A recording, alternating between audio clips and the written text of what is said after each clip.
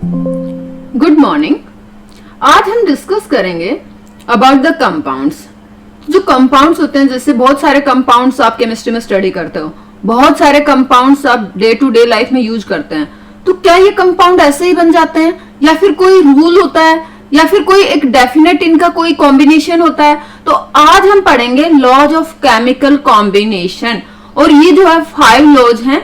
ये जो लॉज है ये किसी भी कंपाउंड की फॉर्मेशन को डिसाइड करते हैं।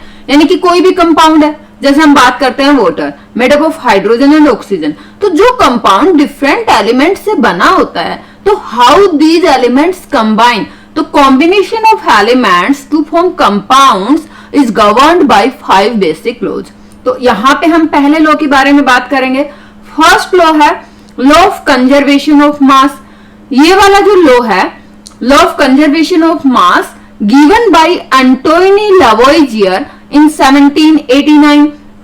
यहाँ पे लवोइजियर साहब ने बहुत से एक्सपेरिमेंट्स किए कम्बशन रिएक्शन के लिए, और it was the careful experimental studies for the combustion reaction and reached to the conclusion that जितने भी फिजिकल और केमिकल चेंजेस होते हैं, there is no net change in mass during the process. कोई भी आपका फिजिकल प्रोसेस हो रहा है, कोई भी केमिकल प्रोसेस हो रहा है, अगर हम सब्सटेंस के मास में नेट चेंज देखेंगे तो दैट विल बी 0।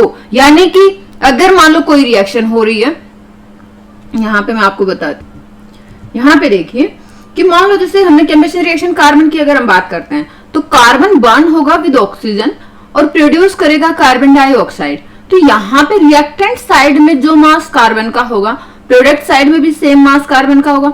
ऑक्सीजन का जो मास रिएक्टेंट साइड में होगा, प्रोडक्ट साइड में भी सेम मास होगा। तो यहाँ पे आप देखेंगे कि कार्बन जो है that convert in the form of CO2।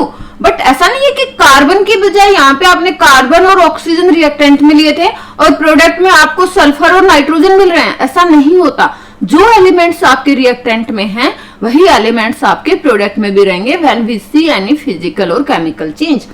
तो कंक्लूजन क्या निकला?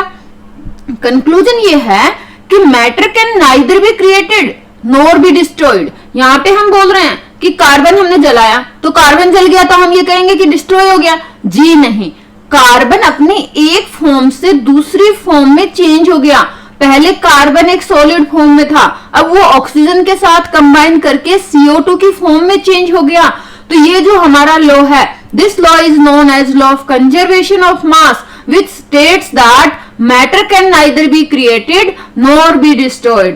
तो यहाँ पे इस लॉ के बेसिस पे केमिस्ट्री में बहुत सारे डेवलपमेंट हुए, and this was the result of exact measurement of the masses of reactant and products. कोई भी लॉ जो है ऐसे नहीं बनता है, उसमें जो है एक केयरफुल एक्सपेरिमेंटल स्टडी की रिक्वायरमेंट रहती है।